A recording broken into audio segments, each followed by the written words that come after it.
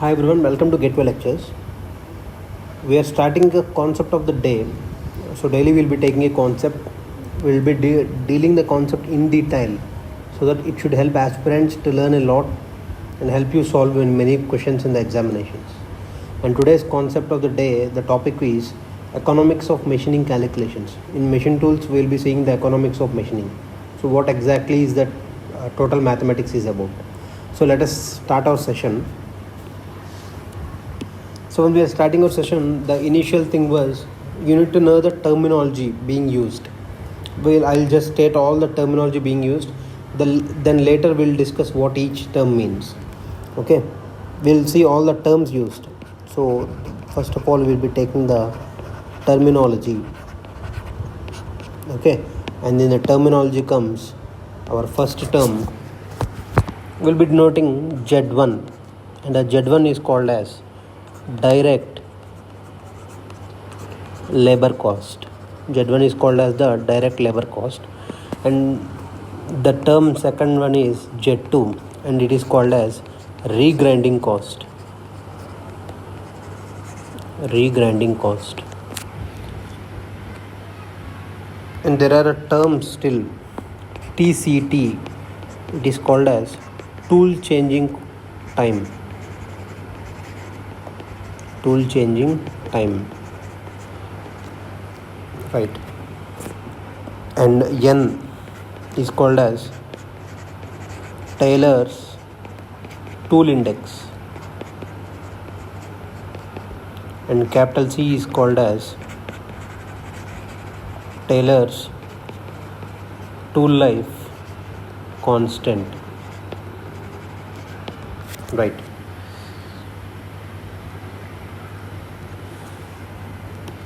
And V optimum or VOPT, suffix V suffix OPT, it is the optimum cutting speed.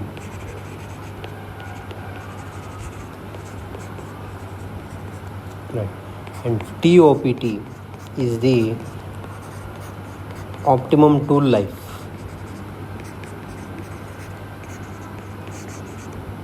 These are all the basic terms. Finally, we use in the solving numericals. Just beforehand, we have just naming them. We'll discuss one by one in detail. So first comes why we are taking direct labor cost, or why we need to make economics of this machining. So if you are having a company, you are the manufacturer of certain type of shaft. Say suppose you are manufacturing a shaft. You're manufacturing a shaft for a ceiling fan industry, say suppose. Then you're a manufacturer, you need workers to work with you. So you need actually workers in an economical term, or workers in an broader work section. They'll be called as labor, right? So the workforce is generally called as labor in industrial terminology. So you need labor to work for you to make your product. So you are not making 1 and 2 products. You will be making it in a lot or in a batch size. You will be making 1,000, 2,000 products depending upon your demand here. And all this demand, supply, everything you'll be seeing in the industrial engineering. Here you'll just see it is all regarding to your machining. So you're doing with production. Here everything relates to your machining. The cost involved in machining. The amount you need to pay for the labor or the skilled operator to work with the machine. And also machine setup cost, and also the tool cost, and also tool grinding cost, tool changing cost. This all involves, this all comprised to be a final price you need to pay. And depending on that, you will be setting a value for your product. Depending on that, you will be setting a profit base for that product, right? So we need to know what economics it is. So is it economic to us? Suppose you are a manufacturer. I gave you a order of 1,000 units of that ceiling fan shafts, and in the quotation you'll be giving the quotation for me. In the quotation you'll be mentioning all the details about the costs involved, raw material cost, the transportation cost, and the storing cost, inventory cost, etc. And finally you make it as each ceiling fan shaft it will be costing around say suppose 80 rupees. So you'll be saying that for 1,000 products, if you take it on a bulk, it will be costing you 80 rupees per the shaft. depending including all the things, including the tax and everything. Then the me as a client, I will be designing, is it economical to me, so that I can make that, I can purchase from you. Okay, if it is not economical, I will go to some other manufacturer. So you need to make your total machine total manufacturing in an economic manner. Only then you'll be in a way to attract the clients, so you'll be able to sell your products. So for that you need to design an analysis to make, to what extent is my system economic. If to make it more economic, how many products I have to make, or else to make it more economic, what should be my machining conditions and all. So here we'll be discussing few things. First of all, we'll discuss what exactly is the number of what types of costs involved. So we'll discuss types of cost involved. Types of costs involved. We'll go in detail. We're sure you'll love this. Types of cost involved. The first cost is called as non-productive cost. This is non-productive nature. You don't get anything productive from this. These are all the excess things you make, like the what we call, you will be making an environment for the workers to work with. You will be providing them few facilities. These are all actually non-productive. For the product it is non-productive, but for the human resources it is a productive thing. But we are now designing for the product. For the product it is a non-productive cost, so it doesn't involve in this. And also you will be making some loading unloading conditions. You will be getting raw material shifted in your plant from one place to other. That is all loading and unloading conditions. And also you will be making inspections, right? And also you need to pay a fee for the inspection, or else you need to get some higher authority to be inspected here. And all these few costs, all this combined to be a non-productive cost. And these non-productive costs, generally I'm generalizing these, the loading, the unloading, inspection, etc., come under non-productive cost, right? And generally this non-productive cost is always constant. It doesn't vary with the number of products you produce. Even if you produce one product or two products, even if you produce 1 lakh products, it doesn't vary. It is a constant fixed term and doesn't change. And even you'll be making the security systems for your company. There will be a watchman, and you'll be paying for him. This all comes under non-productive cost, and it doesn't change with volume of production. Important thing to notice, it is always constant, doesn't change with volume of production. It is constant for producing an item. It is always constant. If you produce a single item, or else 1000 items, or else 2000 items, it is always fixed thing. It is a non-productive cost, right? And in this non-productive cost, you have two categories. One will be what we've discussed here: loading, unloading, inspection. This all should be done by the worker itself. This all should be done by the workforce itself. So one is workforce non-productive cost, and the other is non-workforce. Mean the people working on the machine, people working for your final product, they will be coming under the workforce, and the other will be the non-workforce non-productive cost. And for the workforce non-productive cost, you need to pay depending upon the wage, depending upon the time rate on which you pay for the labor. Suppose you are in your home, you are doing any work, you are getting some plumber and making the work, or else you are making a construction, you will be calling for contract, right?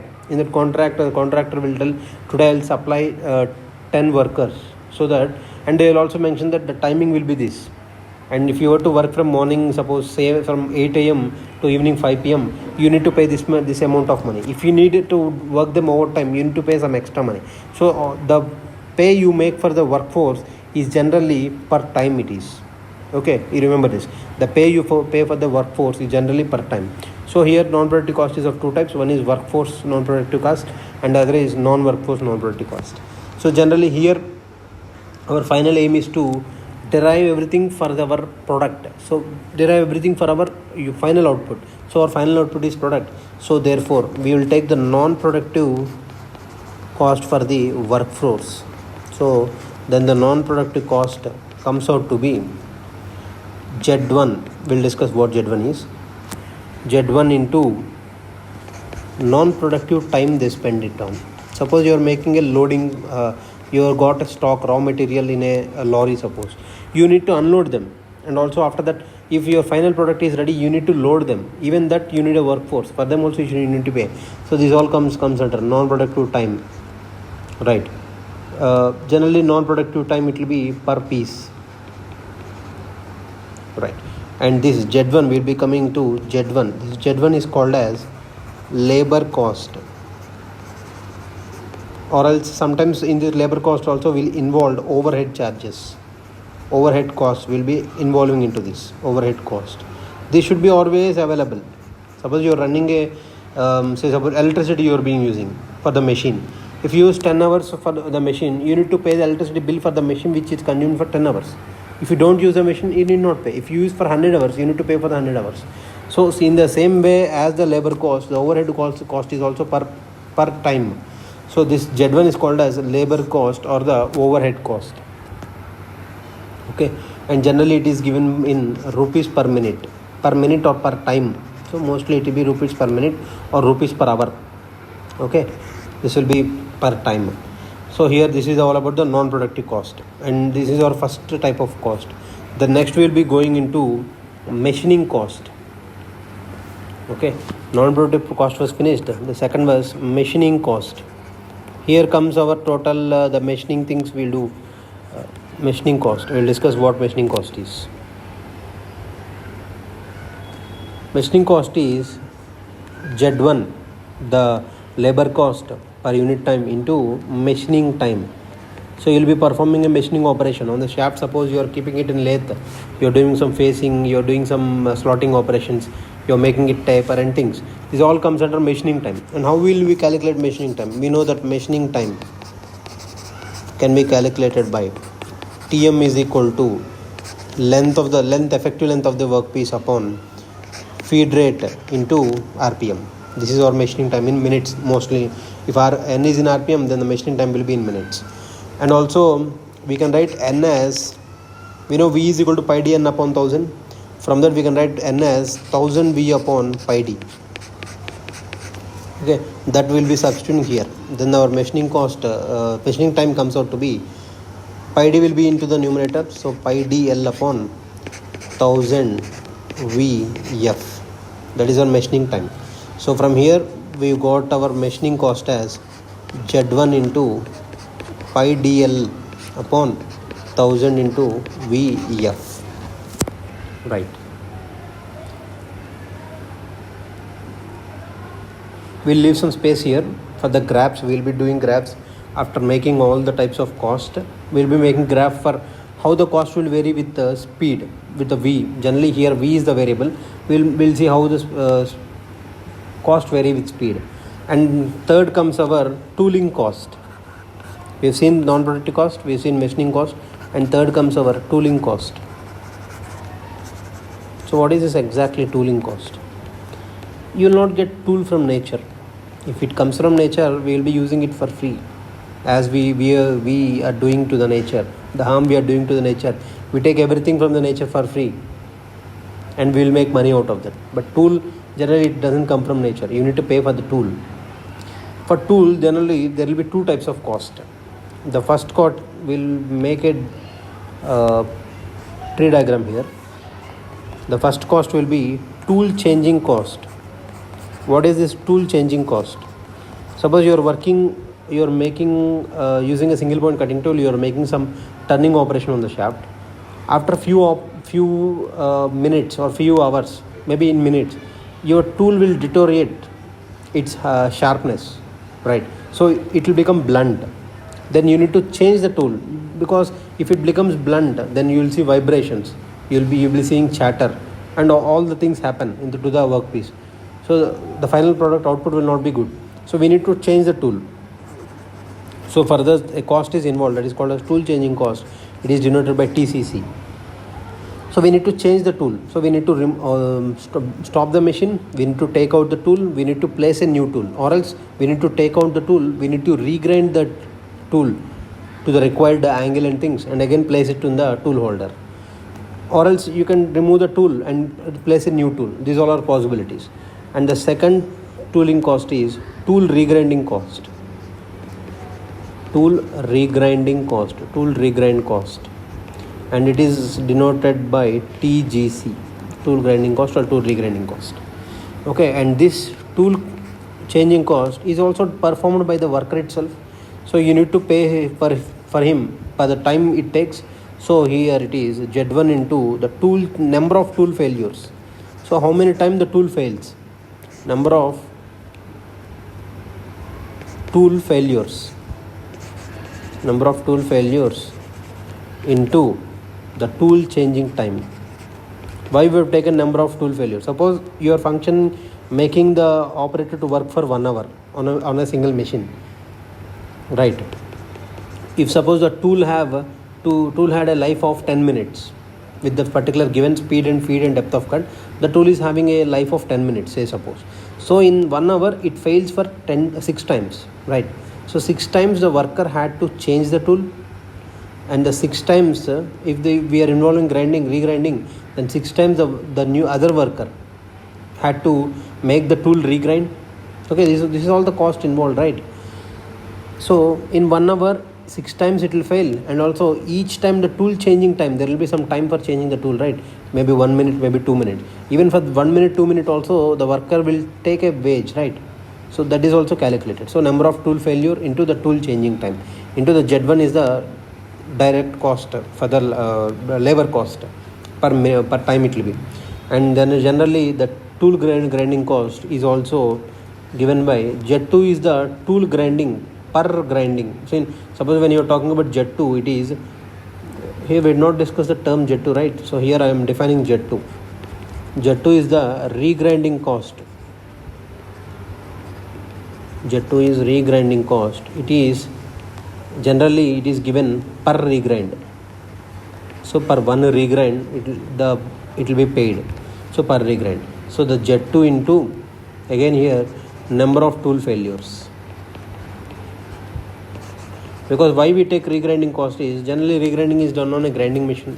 Even for the grinding machine maintenance we need some cost, we need some money, right? That will be charged from this regrinding cost. Okay, so it is Z2 into number of tool failures. This is all about the tooling cost. And here we have discussed a term called number of tool failures. How will we calculate number of tool failures? Number of tool failures.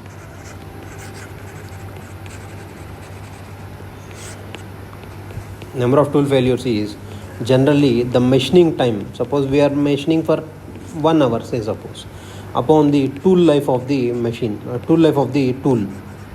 Suppose we are machining for 1 hour and the tool life is 10 minutes, then number of tool failures will be 6. So 6 times tool fail mean, it doesn't mean that the tool breaks or the tool completely destroys. It is tool failure generally means is the tool becomes ineffective to produce the final outcome. That is, it may either become blunt, right? And sometimes it may even have some crater wear and some wear on that. Even this all comes under failure, right? So that is nothing but machining time upon the tool life.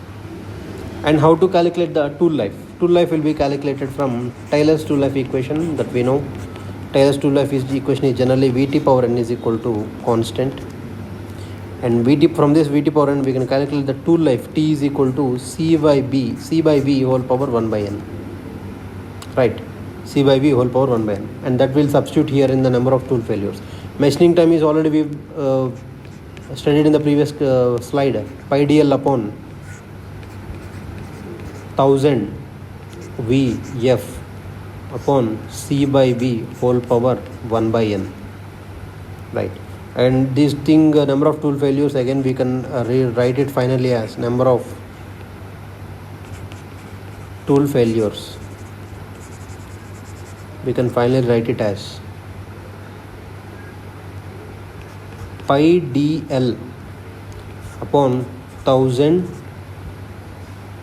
and f and c power 1 by n you will be taking inside into the outside remaining will be v power 1 by n upon v. That is nothing but v power 1 by n minus v. And if you can observe here, this complete term will be a constant for particular machining condition. Diameter will be constant for the workpiece, length, effective length will be constant for a workpiece, F will be a constant, feed rate will be constant for once we set on to the lathe or some machine. C, for the tool, the capital C will be a constant value. So this is all a constant. So this constant I'll take it as a term K. So instead of writing everywhere, I'll take it as K. So this can be written as number of tool values can be written as K into V power 1 by n minus 1. Right. Now we will substitute the same things in the TCC and TGC. We'll be writing it in the next page. Now our TCC, finally it will be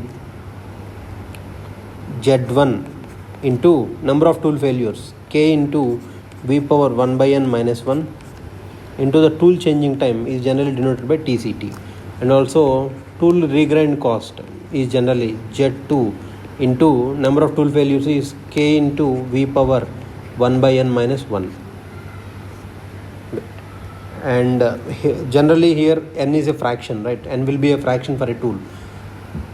So n is, suppose if you assume n as 0.4, then what is 1 by 0.4?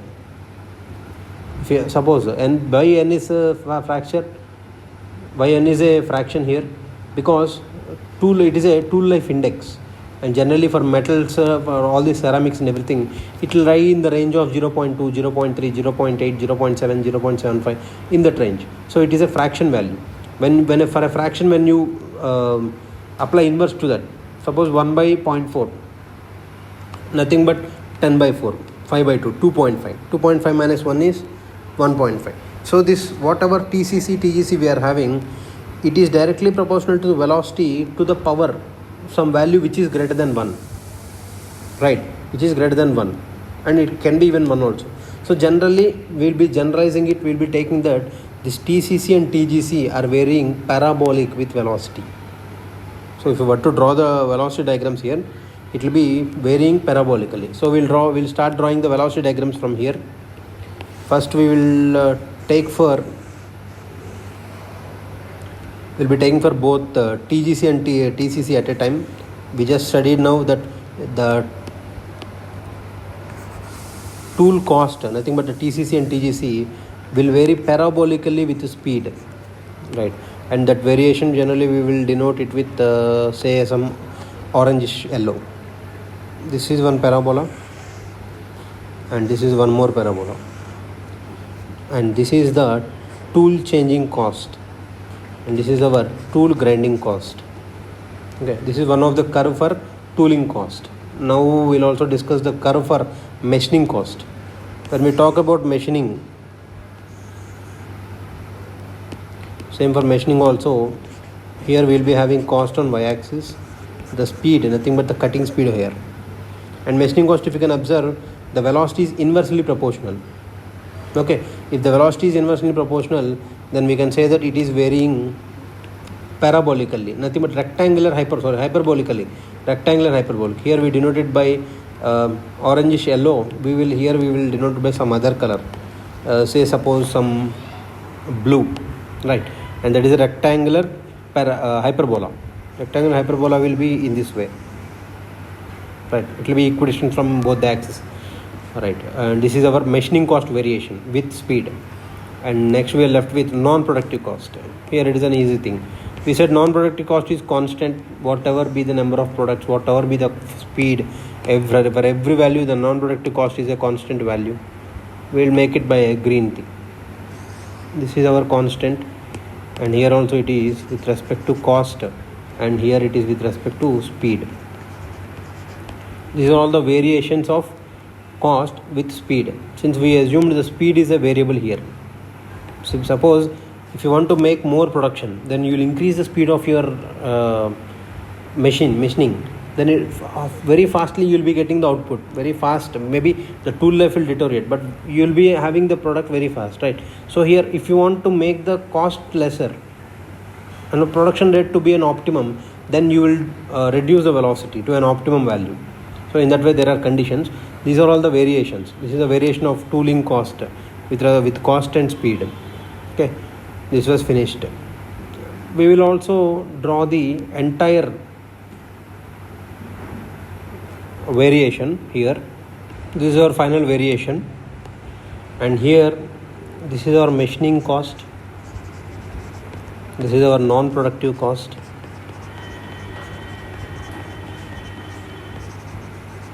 this is our tool grinding cost, and this is our tool changing cost. And if we consider the total cost here, now the total cost, we have taken individual cost, we have discussed all about the individual cost, right? Here if we take the total cost will be non-productive cost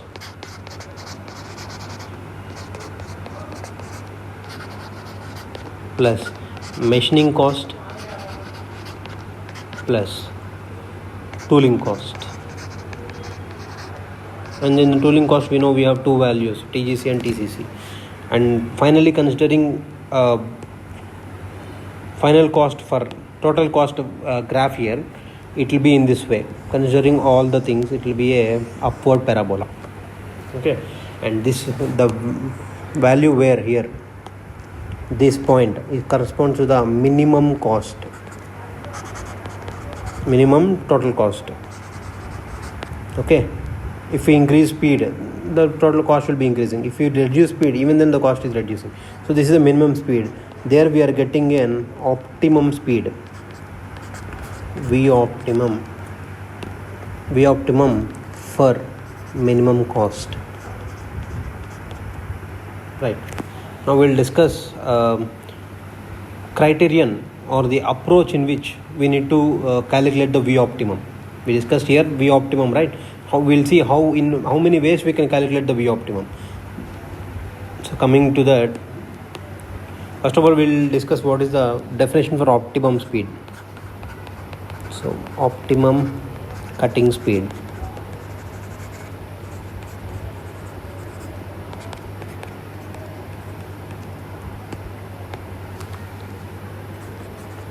It is the cutting speed which maintains the balance between the metal removal rate, nothing but the MRR, and cutting tool life. So it maintains the balance between MRR and tool life. Then that speed is called as optimum speed. Okay, and generally we follow three approaches to calculate optimum speed. In the previous slides we have discussed what all are the total costs involved, and we then finally got relations between the cost and the speed. So the speed is the main important thing which decides the cost. So in order to maintain a balance between all the things, we need some optimum cutting speeds. So what exactly will be the optimum cutting speeds? Right, we will calculate. And to calculate that optimum cutting speeds, we have three approaches. And our first approach is called as, and among the three approaches, we will discuss what three are. First approach is called as minimum cost approach. And the second one is maximum profit approach. All the marketing terms, everything will be given in this. And the third is maximum production rate approach. Okay, we'll discuss each thing. Minimum cost approach. So we will make optimum speed such that our total cost should be the minimum. Here in our graph you have seen, this is our optimum speed for which we are having a minimum total cost. Okay, we'll make a speed in such a way that we get the minimum cost approach, minimum cost of the overall product. And then the next one is maximum profit approach. In the maximum profit approach, we make some balances with marketing, and also we make some improvements in our product, the way it looks and everything. That all comes under maximum profit approach. It doesn't have much significance with relating to machining. Since we are dealing with the economics of machining, it doesn't have much significance with machining. And then the third is maximum production rate approach. So we need to increase the production rate. Suppose you need to deliver 1,000 products by tomorrow, say suppose, or you are having a week of time. you need to deliver. But your production rate for minimum cost, if you have to maintain a profit, more profit, if you have to make it in a minimum cost, it takes 10 days. But now you have time only for a week. Then you need to keep the profit thing apart and focus on the production rate, right? So when you focus on production rate, then you need to improve the velocity, increase the velocity, such that more number of products will be produced in less time. So in that way, what should be the optimum production rate? And what we do in optimum production rate is to maintain the production rate increased. One thing we will be increasing the cutting speed, and the other thing, we remove the regrinding. We don't regrind here. We'll be using tools, new tools each time. Once the tool is deteriorated or it fails, we just replace it with a new tool. So we'll be spending only on the tool changing cost. We'll not spend time on the tool regrinding. Okay. So in the maximum production rate, we neglect regrinding.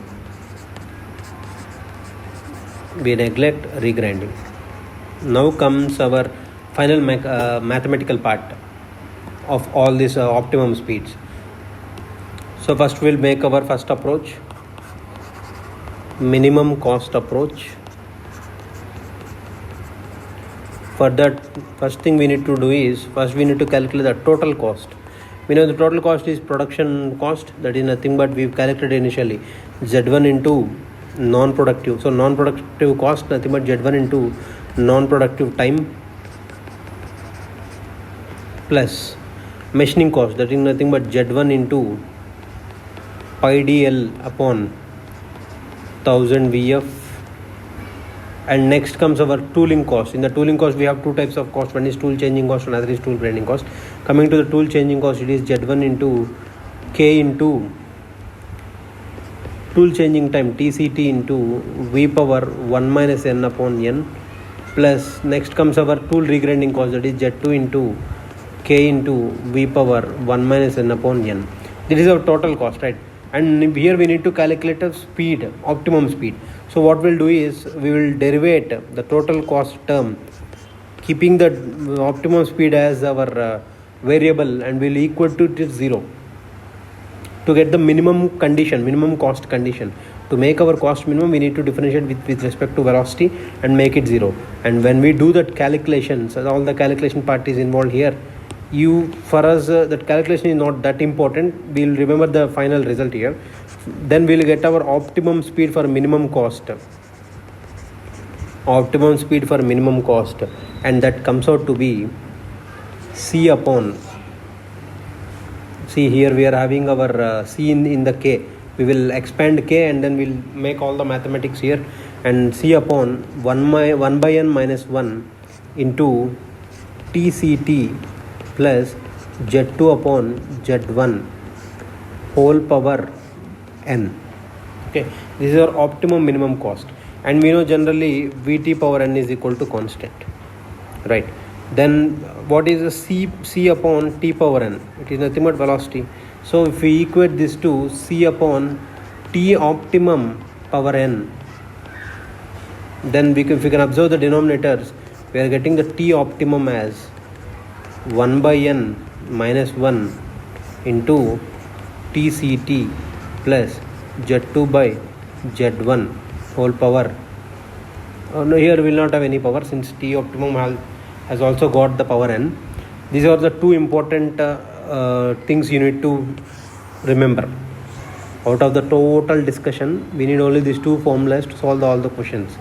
Discussion is important, and you got a confidence that if you don't remember this, you can just if suppose in the question finally if you don't remember, you just write down all the steps, so then finally you will be arriving into this.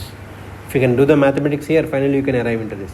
But my recommendation is to remember this formula. And the next approach, so minimum cost approach was finished. Maximum profit approach, it is not much related to machining, so it is not significant here. We'll be using mostly minimum cost approach and maximum production rate approach here. So the next is maximum production rate approach. So the next is maximum production rate approach. We know for maximum production rate, I've already discussed, we will be neglecting the tool grinding cost, tool regrinding, and the same Z2 will be equal to 0. And again we will take our tool cost upon the velocity, we'll differentiate, we'll be equating it to 0. to get the optimum condition there, and from that we'll be getting our optimum condition as same as the previous thing, 1 by n minus 1 into TCT. Here our Z2 by Z1 term, that will be not present in this condition, because Z2 is 0, then Z2 by Z1 is also equal to 0, and this comes out to be C by 1 by n minus 1 into TCT. This is a simpler formula, power n. And similarly the optimum tool life will be getting as C upon optimum tool life will be getting out as 1 by n minus 1 into TCT, right? And this is all about maximum production rate and minimum cost. We'll see the graph how it will be for maximum production cost and minimum cost approach, both. We'll see how the optimum speeds are. Here we drawn the curve for total tool cost, and here we got the V optimum for our minimum cost here. Now we will make a plot for maximum production rate. For that we need other y-axis here. We'll be taking another y-axis here. I will let it be the maximum production rate axis. To get the minimum cost, our parabola should be facing upward, right? Then only we'll get the minimum cost. And also for the maximum production rate, we need our parabola to be downward so that we'll be getting our maximum production rate. So here in this way, here we'll be having a parabola here somewhere here, and here comes our maximum production rate in the curve. This is our maximum production rate curve. If we design for maximum production, this will be our curve. And here if you can observe, we are not involving the TGC, it is away from that. So this is our curve to be finally, and here when we plot that on this will be our optimum speed, V optimum for maximum production rate.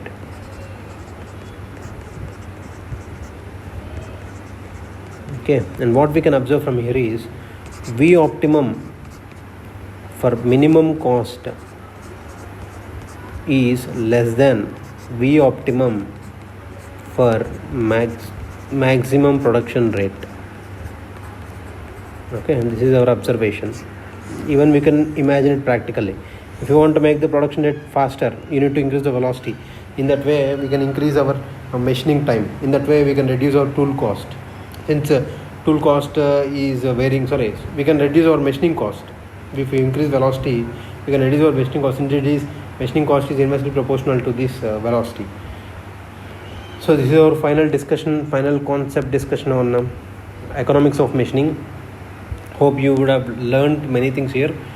I recommend you to write down the notes from this, so that once or twice if you practice, then it will be very easy to remember. And thanks.